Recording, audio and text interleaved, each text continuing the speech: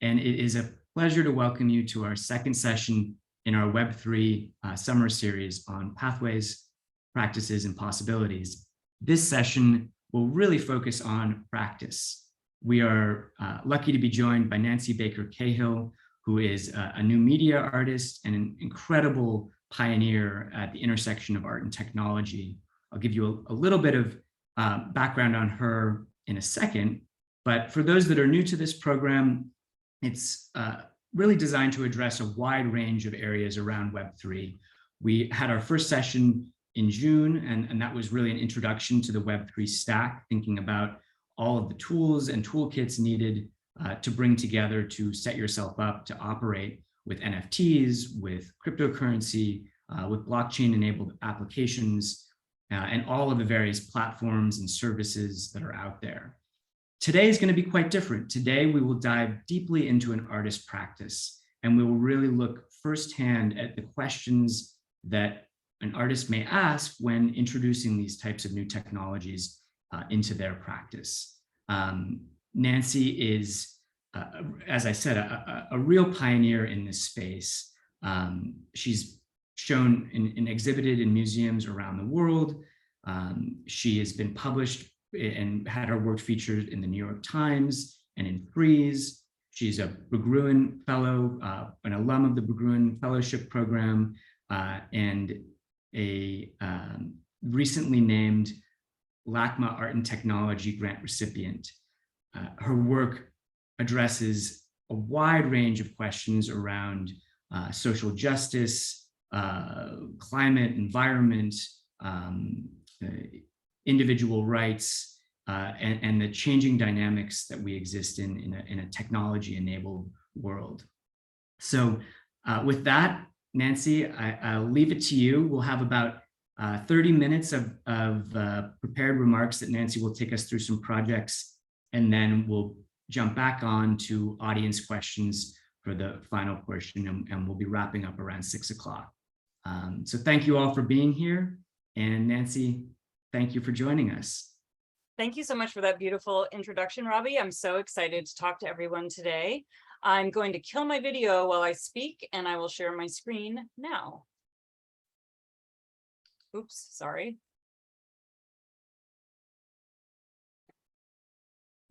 Okay, let me just move this over a little bit. Actually, I'm going to move it over here. So as I say, I'm really excited to talk to you today. I want to tell you just a tiny bit about just frame my practice slightly before I dive in with one of my favorite quotes that I came across recently reading a book that if you haven't read yet, you really should if you're interested in Web3 and in the history of blockchain and specifically art and blockchain, called Artists Rethink Blockchain. And this is in the opening introduction, Radicals Don't Predict, They Build. And I just think it's sort of a North Star for me and a guiding light, not just in my NFT and Web3 work, but in all of my work. So I am an artist who works with arguably some of the more ancient tools and some of the more futuristic tools. I have a bifurcated practice, or a hybrid practice rather, which is very much grounded in analog drawing and in digital media. I do consider myself a new media artist. And as Robbie mentioned, social justice and activism are also integral to my practice. I'm really interested in exploring systemic power, selfhood, and embodied consciousness using these tools, using drawing and shared immersive space to explore them. And I approach all of my engagement with technology with a certain criticality and curiosity, both at the same time. These are, as we know, no tools are neutral, but I think being really cognizant of their opportunities and their pitfalls is crucial as we move forward. And I really only use them intentionally to support the conceptual goals of the work. So just to kick it off, when I first learned, well, I've been thinking about blockchain since about 2016, but it wasn't until really the end of 2020, peak pandemic, that it really kind of resurged into the foreground of things I was thinking about. And of course, part of what was so intoxicating about it in the beginning, especially as an artist, were the promises of, just to be blunt and just to, from the jump, this idea of automated remuneration. So many artists struggle to get paid, are exhausted by chasing people down just to be paid fairly for their work. So that, like, right out of the gate was like, I'm in, I'm interested, I'm listening. But beyond that, after I did a lot of research, the other things came to the fore that really felt resonant with my own interests and with the objectives of my practice. Among them, perhaps chief among them, is this idea of accountability, of mutual accountability, of immutability, of the idea that there could be a certain interoperability and that there would be some kind of autonomy for artists where they could exist in this disintermediated space. They wouldn't have to rely on intermediaries. This was all in the sort of loamy soil as I was as I was doing additional research and really acquainting myself with how the technology had developed since and how artists were beginning to use it. Many artists have been working with NFTs for a very long time and have done incredibly innovative things. And those were the projects that really caught my attention. So, I thought I want to be very intentional again about how I engage with this. I don't want to just sort of jump on the dog pile and do what everybody else is doing. I really want to take a beat. And I had the enormous fortune to be invited to participate in the second exhibition at Feral File. Feral File is an incredible platform that was created by Casey Reese, who, if you don't know, please look him up. He has just done such wonders for the arts community. And Feral File is one such gift, and the premise was that we would all be participate in an exhibition and collectively not only decide the number of editions of NFTs we wanted to sell, but how much they would cost. And as participating artists, we would each receive a copy of not a copy, an edition of each of the artists' works. So that from the beginning to me felt like this incredible breath of fresh air, and it felt like a new kind of equitable outcome. And this show remains a real turning point for me personally. So I urge you all to look at it on your own time when you have time. It's really strong. The work is really strong. And the provocation of this exhibition from the curator was to really consider a relationship, what hybridity means, and what is the relationship between the quote unquote real, which is itself a contested term, let's be honest, and the digital, vis-a-vis sculpture. And at the time, I was doing a lot of drawings. I hadn't done a lot of sculpture, but I had started to make drawings out of sculpture. And I'll show you. This is an example of one of them. When you see my background, you'll see this has exploded into something massive and immersive, and it's taken over my whole studio. But this is the very first slipstream sculpture that I created for this work. And I've been thinking a lot, honestly, about coming out of the pandemic, about misinformation, disinformation, the manipulation and weaponization of propaganda and that misinformation, and how that impacted our relations with each other. And not only that, how we perceived the world. So that was really top of mind. I was reading a lot of books about it at the time. And I thought, what if we could play with that idea of truth manipulation, truth mutation, and use it in a more positive way and really kind of treat it differently. So one of my favorite writers is a Brazilian writer named Clarissa Spector, and she has this wonderful quote, which is, "I want an invented truth." And I thought, what if we could make something, what if we could take invented truths and use hybridity, use that like delicious and complicated and kind of unlocatable relationship between the digital and the physical, and play in that space and have a conversation about that. So I titled this series Slipstream because slipstream fiction, for those of you that don't know, is a genre of fiction that traffics in the familiar strange or the strange familiar. So very much in this sort of uncanny valley territory. And it is really engaged with ontological questionings about reality. So I wanted to think about mutation. I wanted to think about translation and how things change over time. So what of the original remains? it was almost like a ship of Theseus model. Where is the drawing in this? Where is the core idea in this? And how is it manifest after the fact? So, and it's very additive and subtractive, and I won't get into all the technicalities of photogrammetry, but one of the things I also loved is all the information that was left out and then information that was added. So that felt really rich, like very rich territory. And it was rich territory because it then spawned a like a much broader series. And this is just an example of the work now, where it stands now. This is still my raw material, and it has changed into pieces like this. And this was really, this is a still from one of my slipstream animations, but in the still, what I love is that it captures that duality, the DNA, the particulate constitution of the polygons that make up this digital image, which is itself grounded in a very organic and analog object. So these were actually also sold as NFTs outside of Feral File. This is a piece that was sold in Germany, actually, and I'll just play this for you. This is this has sound.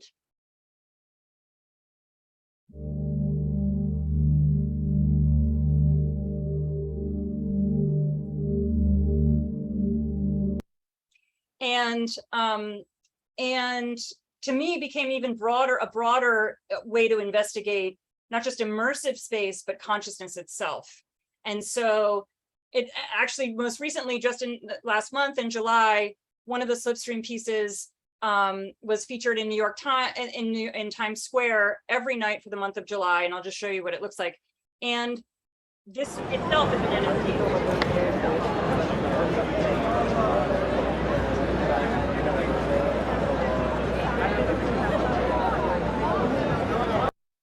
So in that sense, it was, you know, it was one, not just a generative project, but it, because of the provocation and the prompt and the kind of communal approach to art selling and art making and the community that was formed, it just felt very generative and positive. So not to pivot entirely, but the more research I did, and as things kind of unfolded in the space, which I know is a very hackneyed way of speaking about Web3, I started to become increasingly dismayed at some of the promises of Web3 that I didn't feel I was witnessing myself. And I started to have a lot of conversations with Sarah Conley Odenkirk, who's a wonderful IP and art lawyer here in Los Angeles, and Hessie McGraw, who's the director of the Contemporary Art Museum in Houston, about questions of accountability. Because as it started to appear to me that many of the inequities and systemic inequities that exist as a result of heteropatriarchy and capitalism in our day-to-day lives were being reproduced in the NFT space. In other words, for example, it felt like there were a lot of people who were spending a lot of money and not selling their work, and all of that.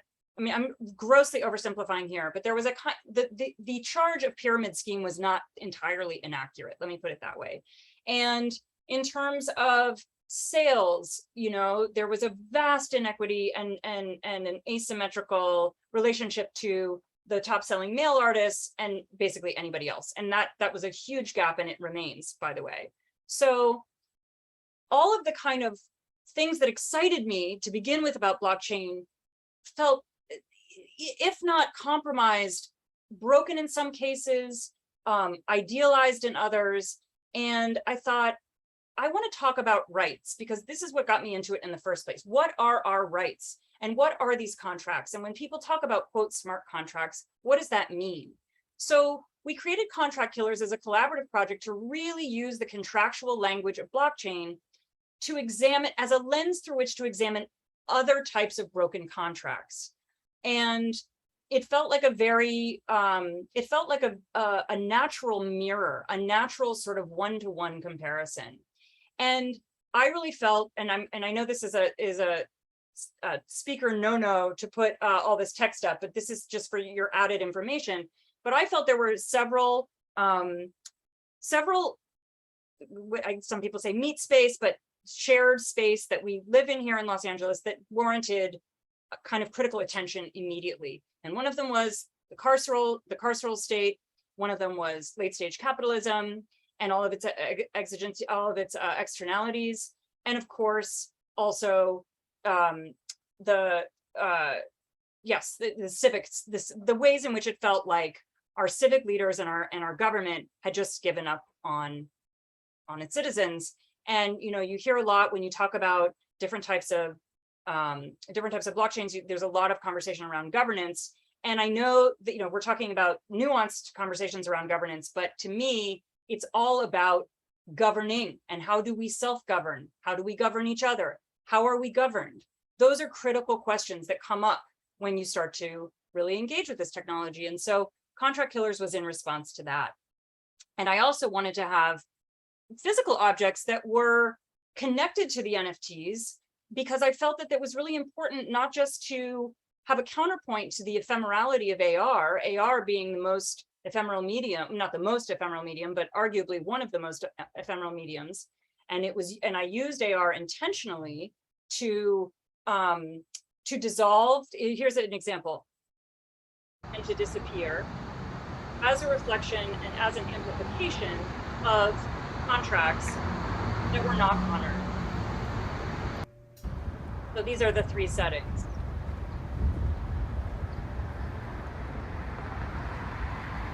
And in a way, I really wanted the cubes, the sculptures, to anchor those ideas outside of a digital realm.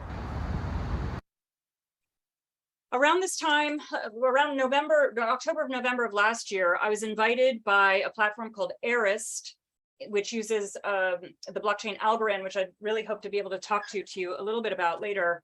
And one thing I forgot to mention about Contract Killers, it felt really important to me that we use a blockchain that was eco-friendly. And so we minted the entire project on Tezos, and a portion of the proceeds went to the Houston Museum to support artist community funds. We really wanted to walk the talk and give back to the community at the same time. And Sarah Odenkirk, I know she also has spoken at ArtCenter. She wrote an absolutely brilliant new smart contract that accompanied each of the NFTs, which was also a level of accountability and a level of engagement from the collector that acknowledged from the beginning that when we engage in this marketplace, we are accountable to each other, just as we're accountable to each other outside of a marketplace, or should be. And so anyway, I was invited to do a large-scale intervention and NFT project in Miami. And when I think of Miami, I think of the precarity of that environment and the fragility of their coastline.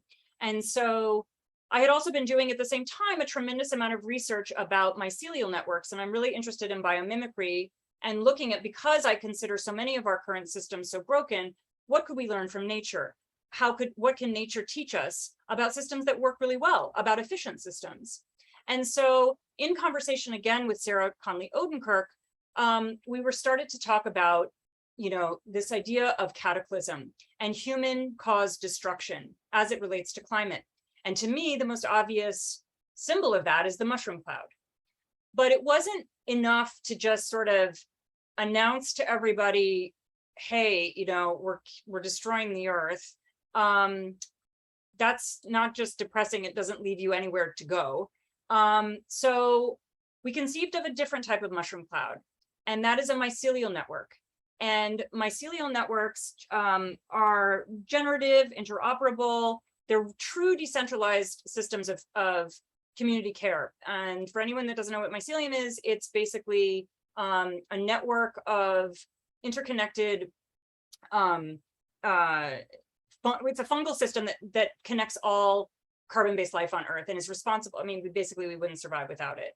And so using mycelium as a model, as a new type of model, and perhaps as a reflection or an echo of a decentralized web, of Web3, it felt important to collapse those two things into a single experience and treat it more like an invitation to consider alternatives, an invitation to consider a different way, a way out, a way through. Not that we're experts, but just to offer something else. And I just learned of this concept of, I'm sure other people know about this, called ergonomic awe, which is where you actually have an embodied reaction when you look up. It's like when you go to a cathedral or to some, or the pyramids or wherever you are, and you're forced to look up because of scale, that it does something to your sense of wonder and opens your mind. So I really wanted to engage that too, just in the interest of immersion. So I will just play the mushroom cloud for you now. This is an augmented reality experience, which I hosted on my own AR platform, which is called Fourth Wall App.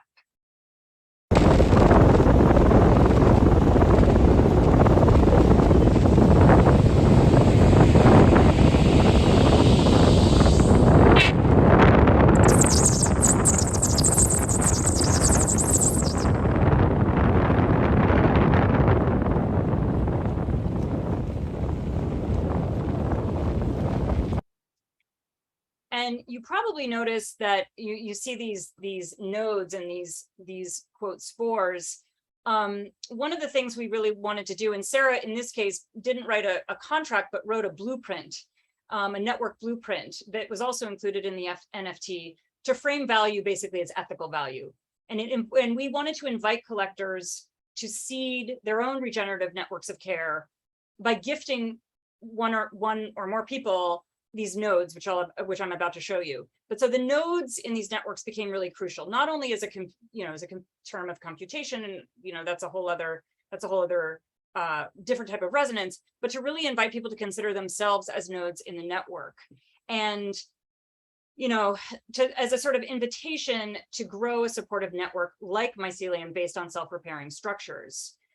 So we really wanted to, basically by engaging this poetics of interconnectedness, we wanted to invite viewers to perceive a multinodal, communal, often invisible cloud, one that might privilege interdependence and generosity over these asymmetrical accountabilities. And to just think in terms of basically prompt an idea of regeneration and interdependence. Because I think, unfortunately, there's so much now that's focused on our individual responsibility to the environment, which is, of course, wonderful. But the main polluters are corporations and governments, and they don't ever seem to be accountable. So it was really an attempt to challenge that. And so with this project, we also had these individual nodes, and they were sold as well with the NFTs. And people, we sold them in bundles so that people could then, again, seed them, distribute them, redistribute them, and that they would have a sort of life of their own. I had the enormous fortune of speaking at a panel in Miami with an Indigenous artist named Amelia Winger-Bearskin, who's an incredible XR artist, and Hans Ulrich Obrist and Rafik, and we were talking about experimental uses of the blockchain. And as we spoke, I realized that Amelia and I had, although we were coming from very different places, we had an enormous amount of overlap and interest in distributive care and distributive networks. And Amelia has, among other things, an incredible network of land-back climate justice organizations that she works with, including her own. And I thought, well, it would be really beautiful to enrich this project and again, make it walk the talk of the project by collaborating with Amelia and working with her to cite the work, this time in Los Angeles on a completely different coast, and talk about climate challenges that are unique to us here. And to me, obviously we have earthquakes, but chief among them are the fires and the rising seas and their proximity to each other. So we rebooted Mushroom Cloud, and I think made it even more robust by including these fire nodes. So I've obviously been interested in drawing, these are analog drawings on the bottom, fire, wood, forest. And we cited this, which is where it still is. If you ever feel like going and seeing it right now, anyway, it's off this at the very end of the Santa Monica Pier. You can see it. And here it is in Los Angeles.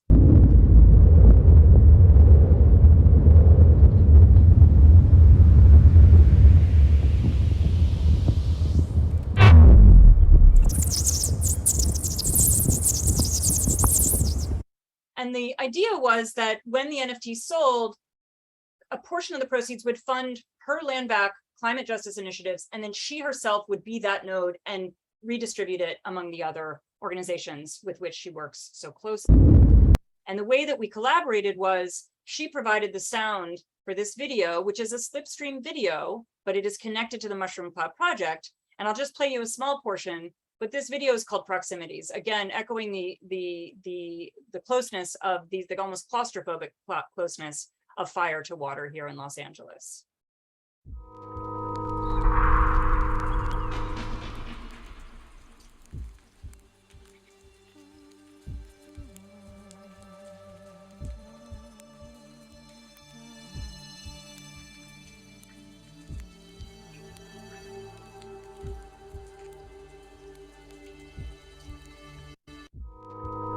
Eventually the water actually rises slowly and we end up technically underwater. This is just I'm not going to show you this video because we don't have time, but it really is remarkable to see people engage with it in person and just how immersive. I mean, augmented reality obviously is one of my primary mediums, but it never ceases to take my breath away, just how powerful it can be in situ. And the same is true in New York. It was just featured in Tribeca. It was part of the immersive selection. And I'm just going to show you 1 second of it. But when you see, you know, artifacts of humanity behind it, it's even more powerful in my opinion.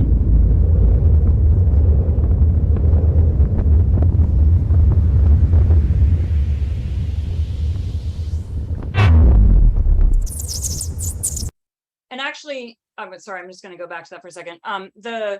The idea of moving it all over the globe is also part of living into that interconnectedness and connecting with people in different cities and in different locations, different bodies of water, to have these conversations, these serious conversations about our impact and how we can perhaps alter the future.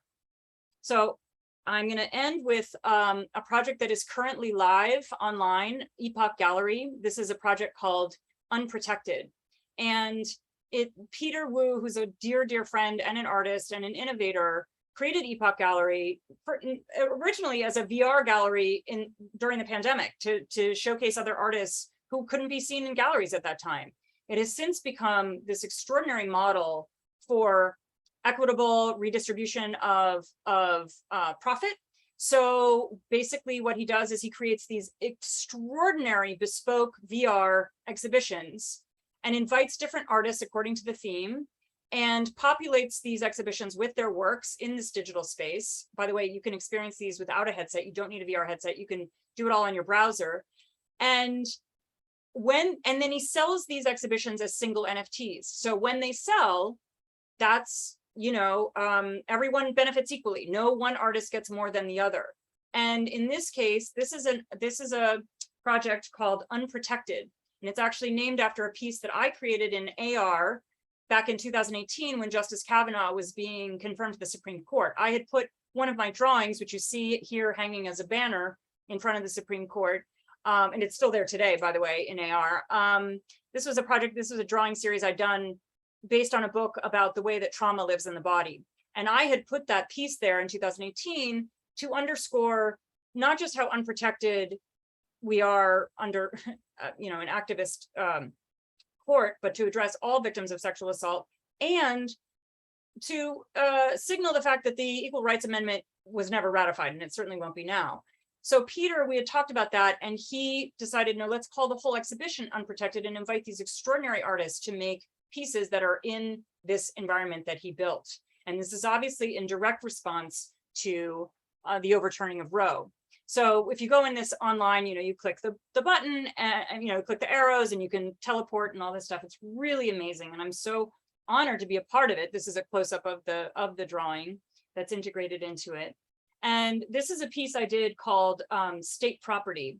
And it basically, I'm just going to go back a frame, sorry, and tell you that state property is basically, obviously, it's a digital neon sculpture of an exploded uterus, but it really is referring to the court-ordered, state-sanctioned intervention on bodies, where our wombs become these disembodied sites of legal and criminal action.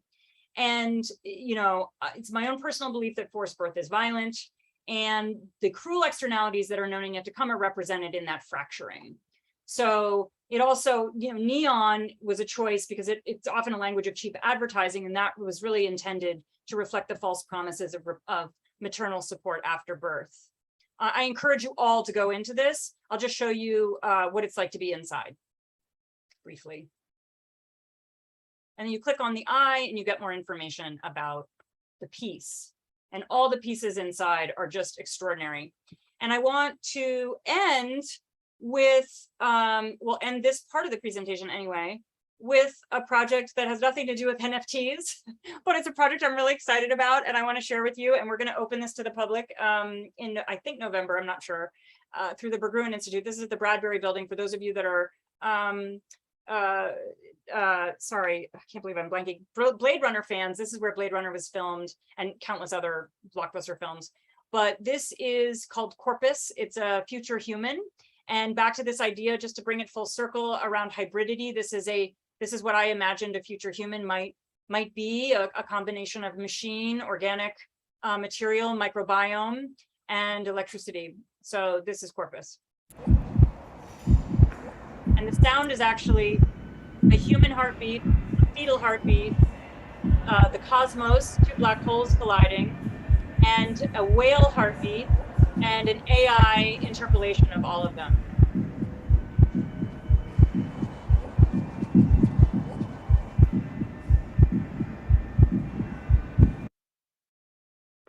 So that is that, and I would love to chat more, and I'm sure I left a lot of things out, so I will welcome the opportunity to get into it a little more. Well, thank you, Nancy. And so many questions come to mind. I think at the forefront, I'll ask a few. And for our audience, please submit your questions in the Q&A. I can see some already coming in, which is fantastic. But to begin with, and I think this frames a lot of what you've talked about, is your ability to balance both a very critical perspective on the underlying issues with some of these new technologies with a very open and engaged approach to actually making. How do you balance some of those forces at play, your perspective on what might be a problem, what might be buried within some of these technologies that does not serve your creative or artistic goal, with then the results that are possible from actually using them? Well, I really, first of all, hate to sort of think in binaries. So I tend to look for the areas of vulnerability or the areas that might be problematic, and also at the same time seek out those parts that are miraculous and empowering, and think a lot about how to, you know, use these tools as tools of enfranchisement versus extraction. And so I think keeping that balance and a kind of sober gaze on what it is at all times, and constantly doing like a gut check of like, how does this reflect or serve the conceptual exigencies of the work? Like, how does this amplify the goals of the work? How does this, or how does it somehow impact it? So I think that those are considerations that I use all the time as I work. And as I go, because otherwise, to me, there's no compelling reason to do it. I also, as we talked about earlier, I think you have to acknowledge that these tools, these systems already influence our lives. You know, the algorithmic behavioral training that we all are subjected to when we engage with certain social media platforms, or even when we Google. These are things that, if you have access to electricity, that goes without saying, you know, and I'm talking about when you have access to computers or any kind of connected life online, these are the things that we're subjected to. So how can they be both seen, acknowledged, and then maybe subverted or torqued into a position that we didn't expect, something unorthodox, something that maybe pushes them into different territory. And do you find, as you work through a project or work through a particular set of technologies that you're thinking about using, does the arc of the project change as you get deeper into your knowledge of what might be at the avant-garde of that particular tech, of the particular moment, the particular release of the software or toolkit? How does that dynamic play out? It's a really delicate balance, because there's such an acceleration. There's such an acceleration, not just to the tools themselves and the technologies as they develop and grow, but also into some of the discourse. And one of the things that I have found is that that's a little bit of a false prophet to chase. What I have found is that we can't escape the world we live in, and that those influences, those systems, impact and influence everything we do, including those tools. And so arguably, the more research I do, the more I come back to where I began, particularly not with feral file, but with contract killers, that there are still a lot of problems to be solved. And some of them may not be solvable, actually. Some of them may be built into the actual technology itself. But I don't know, maybe I'm just stubborn. I want to find new paths. This is what the whole project at LACMA is about, is literally trying to understand what intersections or resonances there might be between certain biomimetic observances, like taking a mycelium network, and blockchain itself.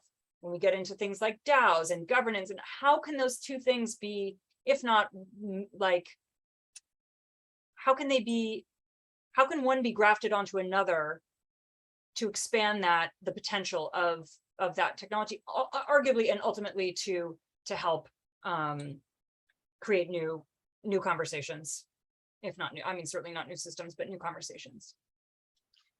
Well, and continuing on that note, with all of the changes in platforms and softwares and different types of blockchains, different types of currencies, different ways of these Web3 core enabling technologies coming together, how do you build that knowledge for yourself? How do you develop your own expertise? And do you find that you're comfortable learning and really pushing on the technology side, or are there areas where sometimes it starts to lose the plot because of being so inside of what might be the technology itself?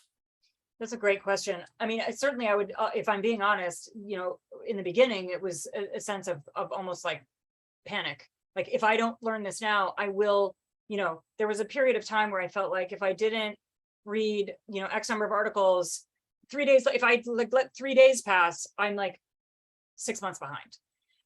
That's just a falsehood. There's so much rich content that has been written, in 2016 and earlier and since, like, there's so much to be mined, not to use an extractive term, but like, there's so much to be gained by pursuing your own interest, the thing that animates you, not you, but like one. And I think that's what has led my research, is my own interest in power and in the abuse of power. So how does that play out in these networks? And because I've chosen a specific vertical or path, anything that I'm reading things that aren't related to blockchain that are related to that subject, but as they relate to some Web3 technologies, there's that added sort of like, how does that either feed or refute or enrich that line of questioning? So I find myself anyway, and I can only speak for myself, led by my own curiosity, led by my own obsession with some core ideas that just happen to coincide with some of the utilities and functions of these different technologies. Great. I'm inspired by your continued willingness to engage in it and go to where that new question might be, or where that new platform or core component might be, and really look at it head on. Oh, I thank think you. that's such an important part of your work, and really inspiring. I'll shift now to a few questions from the audience, and Sure. I think there may be more that come in, and there are a few others that I have, if we get through these, that I'll go back to, but I think these are prescient. So question here, in working in this space now, how do you consider the curator's voice, or the role of the curator and the role of the creator in the community? It's a great, rich question. And the reason why is because I think in that early fever, there was this real, there was almost like this cathartic sense of like, disintermediation, no more middlemen, like we can do this ourselves. And of course that is true. Of course that is true. It's also true that the role of the curator has arguably become more important as well, because there is art history here. There is precedent. There are a lot of people working. Of course, there are a lot of people. There are people working in as many diverse ways as we work in traditional media.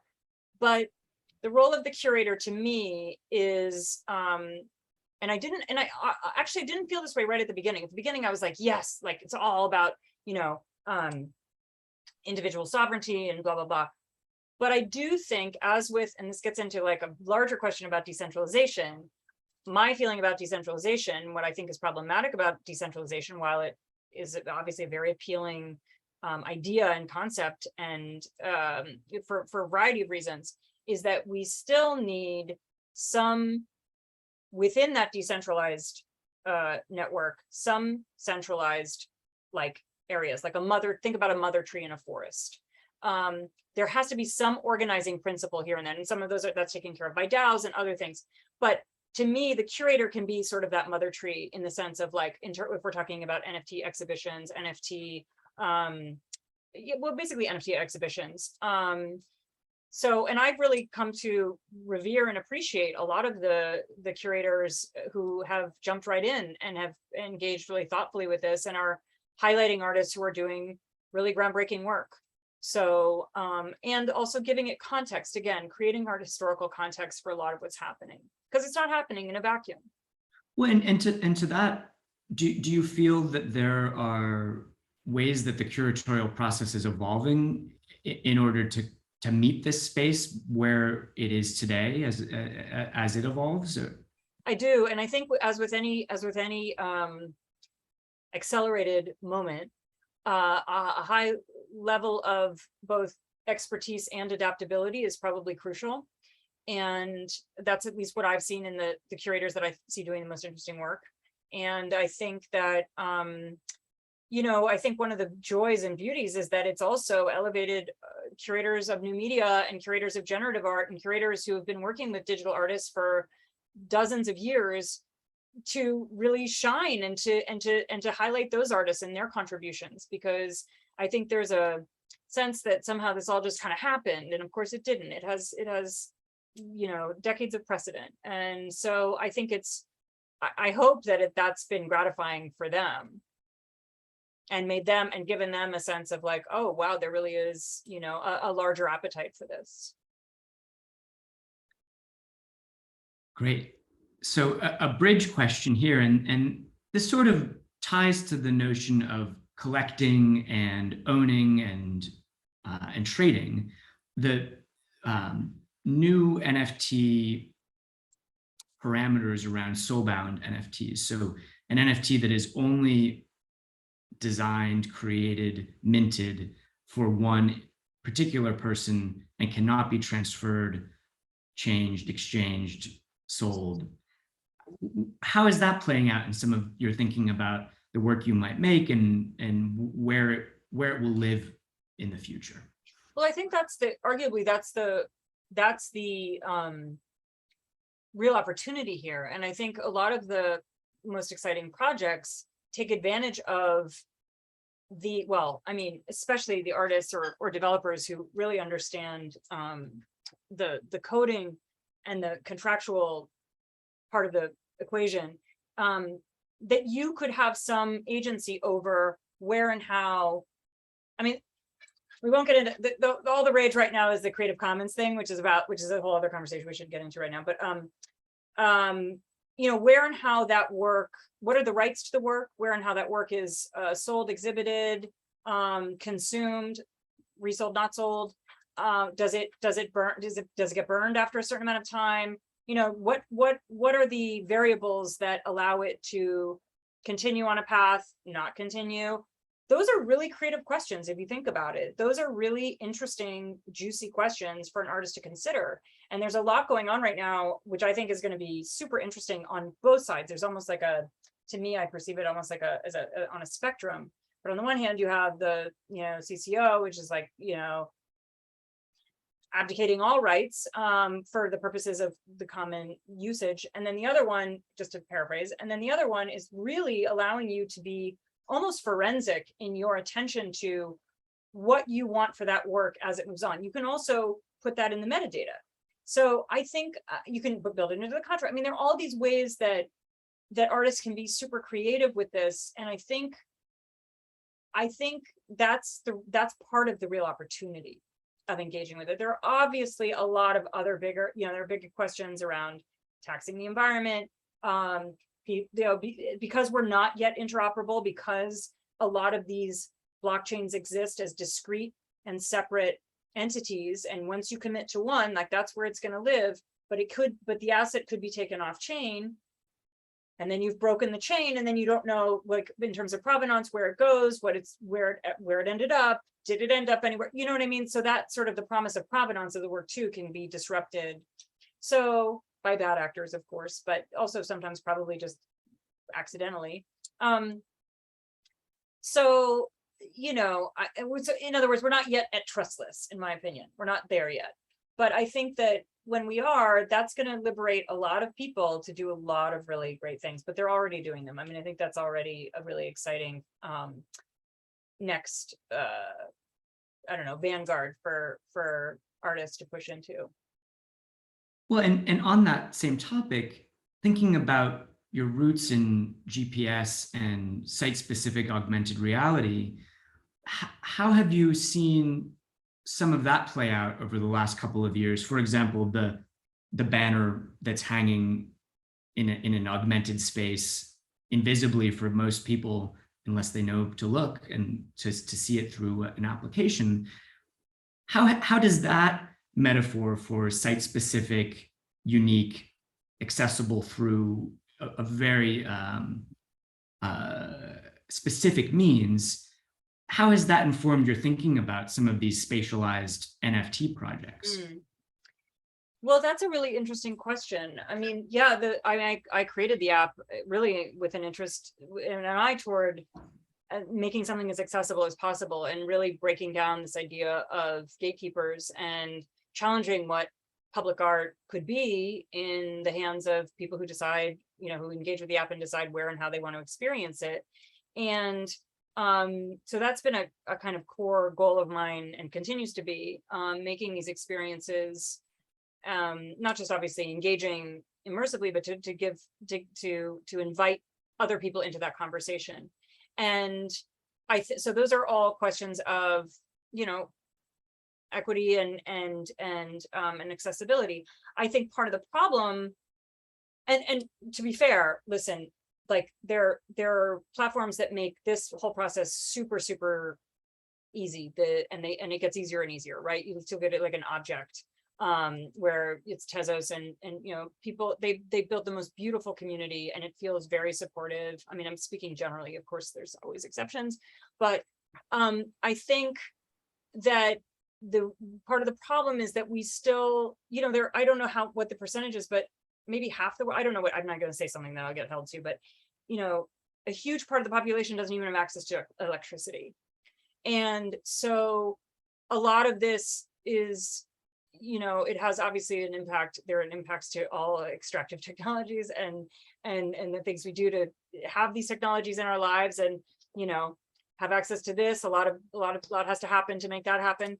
But I really feel like it's not there yet. It's not accessible yet. It doesn't do the same things that I think, and I still feel that, and you feel this as an artist, when you invite collectors to consider collecting an NFT, there's so much onboarding that still needs to happen as fluent as people are becoming. And so it doesn't, I would say that AR remains a much more accessible medium at this moment. Now, is that always going to be true? No, and even, we've talked about this, like even GPSs can be sort of problematic in terms of surveillance and that kind of thing, even though I don't collect any user data, I'll just say in my own defense. But this is still not, I don't want to call it elitist, because it actually has been really empowering to a number of artists globally. not just here, but it isn't, I wouldn't call it accessible yet. Well, it makes me wonder sort of what that space, and to the point of governance, and who decides what is permitted in a particular space and not. The Supreme Court, had you hung a banner in physical reality, it would be pretty problematic to try to navigate that. And maybe you could do some Banksy style guerrilla thing, but I'm sure it would be taken down right away. Whereas in this instance, the kind of space of dialogue, or the space of critical perspective, is not particularly governed. That virtual object exists geolocated in a space that is open to other interpretations, to other versions of layers and layers of critique, or potentially support of the alternate side. Not that isn't really a question, but I think that something that you're touching on is how we build these systems of governance, and artists are the ones that are there actually asking that question and really thinking about it. There's a really wonderful way. Yeah, there's a wonderful term called ethical imagination. And I try and think about that a lot. It's the idea that when you build the plane, you build the plane crash. And I mean, to me, what you just articulated, I mean, that's the beautiful subversive potential of AR. And honestly, what Peter built in VR, there's choice involved. You can choose not to engage with it. If that doesn't excite you, or if you have some adverse reaction, you just don't engage. And the same is true of AR. You don't want to look at it, don't download the app. But you also can. And it exists in that in-between space, that shared like cultural thought space, which is ungovernable, actually. And it's also, a lawyer once advised me to use the language of idea activation versus site activation, because you can police and you can monetize site, as you can see all these like metaverse, people selling plots in the metaverse. Okay. Or you can exist in that in-between space that is not locatable. And that's a very powerful space to live. Well, and this is a bridge to the another audience question, and there's two more. There are a few coming in here still. So as you're navigating these questions around the technology's capability, the monetization or political socioeconomic structures that lead to its existence, you're kind of confronting a lot of questions that the builders of these platforms are quite interested in. So how are you working with the kind of core Web3 players? Are you involved with the Ethereum network? I know you've mentioned Tezos and Algorand. How are you interfacing with the kind of infrastructure builders? Well, I've been really fortunate to be in conversation with Filecoin, and that Filecoin is owned by Protocol Labs, which also they're IPFS. So that's where most NFTs are stored. And actually, I would urge everybody to Google Juan Benet, Juan Benet, BENET. What is Web3? Anyway, he is the founder of IPFS. Really, really great talk. It's 30 minutes, well worth your time.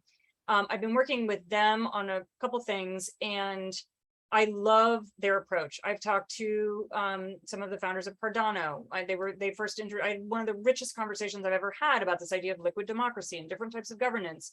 And this was very early on in the process. And Algorand has just been a joy to work with. Algorand is a really special blockchain. And we didn't get into proof of stake versus proof of work, but one of the things that really makes Algorand special and sets it apart from other blockchains is it's even in the name, it tells you in the name. So it's randomized algorithm, which is to say, no one person has a greater stake than anyone else in that blockchain. So in other words, it is the ultimate equitable blockchain. And it doesn't do what other proof of stake blockchains do, which is sometimes create or recreate some of the same inequities where it's sort of a winner takes all, the same kind of asymmetries that we have here with, the 1% and the rest of us. So yeah, being in those conversations and being able to speak directly to some of the developers and some of the people who are working on the front lines of those as they build out, and knowing that they're doing so intentionally and equitably and thoughtfully is really, really exciting. And it's an honor. And so, but I mean, those are just a few of, you know, I don't know how many blockchains there are in the world, but or cryptocurrencies, but yeah, I've been very fortunate to be in those conversations, and, you know, just keeping those lines of communication open and seeing what different, you know, what they've built can work with some of these ideas that are a little more complicated or expansive, might involve different collaborators. How do you take care of everybody in a smart contract versus one person? These are like larger questions, and they're going to become much more foregrounded as we get into sort of Hollywood productions, theatrical productions. Like in our collaborative moment and in our interdisciplinary moment, how do we take care of all of our collaborators through these smart contracts? And I think those are really important questions. That's great. And this is, again, a kind of a bridge question to another audience question. So we've talked about the curator's relationship with the work, and we've talked a little bit about the platforms and the various technology stacks that allow for the work to exist. But can you maybe talk a little bit about the physical locations, the gallery, the sort of traditional sites, the museums, the galleries, the people who are operating spaces, the LACMAs, the you know, the museums of the world, the Gagosians, et cetera. How, what role would you want them to play if they're not playing that already? And where do you see that going?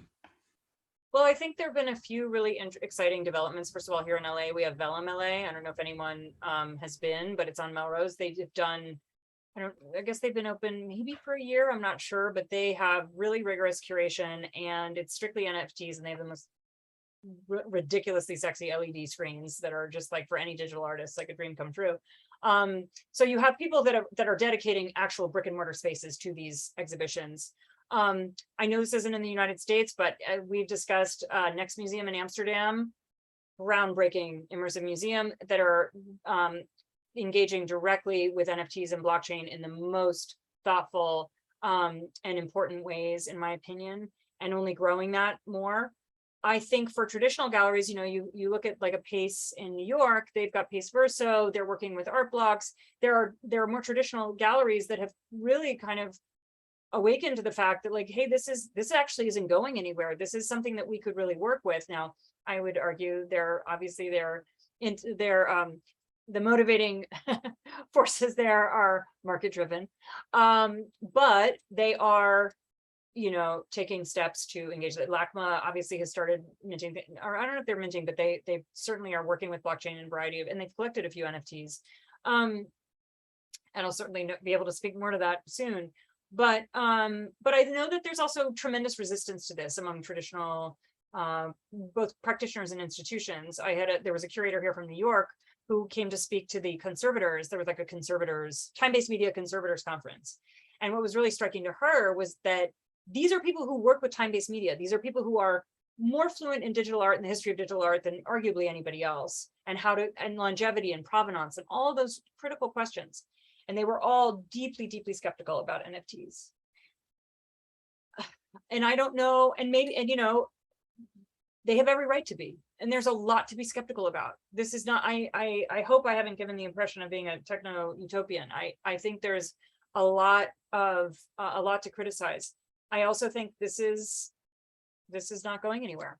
So how do we collectively, and I think it's just continuing to engage curators, people who work in those institutions, fellow artists, in where those opportunities might exist to, just to do things a little differently and think outside the box, and not necessarily just kind of jump on the same train that everybody else is on, but like pause, acknowledge this is a thing, and then how do we do it mindfully?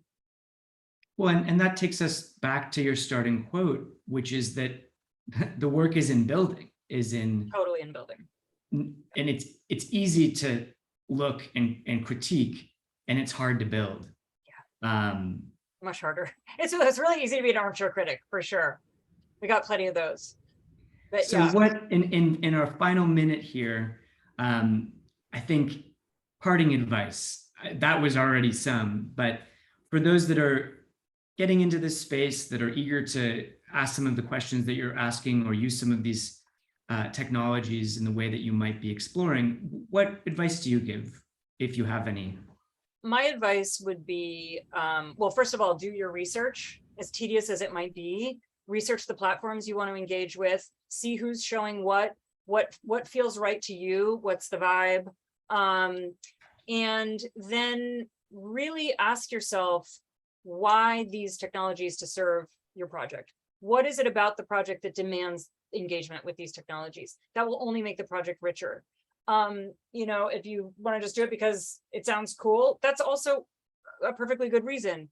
I just think that you only serve yourself and the work by being as well informed as possible, because you'll keep learning every day. I mean, it's not like there's some finite amount of learning to do, but just to know, just be aware going into it, what it entails, and maybe build from there.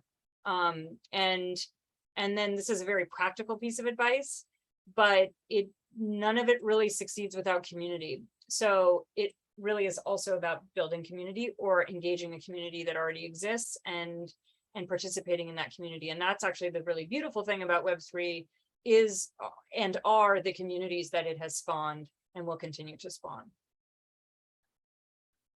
Well, Nancy, that is a great way to close us out for today. And so appreciate your time and the expansive view that you shared with us. There's a lot more to cover. And for those of you who are in and involved in the ArtCenter community and who are looking for more resources, these conversations and the feedback that we get from you and the questions that you ask and the survey responses that you offer, they're really helping us design and build the next iteration of this in a more robust way as an offering through ArtCenter. So if you're not getting what you want from us, there's going to be more, and just keep sharing with us what you're looking for. So I'll be following up with a survey. You can share thoughts on today. We have our next event in 2 weeks, August 23rd. I'll send out information on that as well. And that event will really be looking at the future. So maybe what Web 4, 5, 6 might look like. And that will do it for us for today. So thank you all for joining. Nancy, thank you for being here and for being part of the ArtCenter community. I should have mentioned that you're also an ArtCenter faculty member, and we're incredibly grateful for that commitment to the ArtCenter future. So with that, I'll see you all next time, and don't hesitate to reach out should there be anything that you want to learn more about, and we'll send a survey and all of that information tomorrow morning. So thank you, and thank you, Nancy, and stay tuned for next time. Okay, bye.